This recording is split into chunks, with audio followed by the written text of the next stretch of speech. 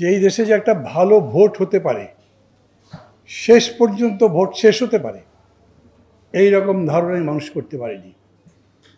পরিস্থিতি তো এরকম দাঁড়িয়েছিল যে মানুষই আমাদের কাছে বলছিল শেখ হাসিনাকে কেউ সরাতে পারবে না। সেই শেখ হাসিনা গেছেন, তারপরে একটা ভালো ভোট করবার জন্যে আমরা সবগুলো পার্টি মিলে চর্চা করছি। এখনও মানুষ আমাদেরকে জিজ্ঞেস করে, ভাই ভোট কি হবে?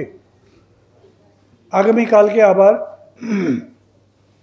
ভালো ভোট করবার জন্য যে সংস্কার, তার ঐক্যবদ্ধ কমিশন বসবে, যারা সাইফুল হক একটু আগে আপনাদের কাছে বললেন। কিন্তু গতকালকে যে নির্বাচন হয়েছে, যদি একে কেন্দ্র করে নতুন আর গোলমাল শুরু না হয়, তাহলে মানুষ মনে করবে ভালো নির্বাচন তো সম্ভব, সেটা ছাত্ররা দেখালো। আমি এই জন্যে তাদেরকে ধন্যবাদ দিই।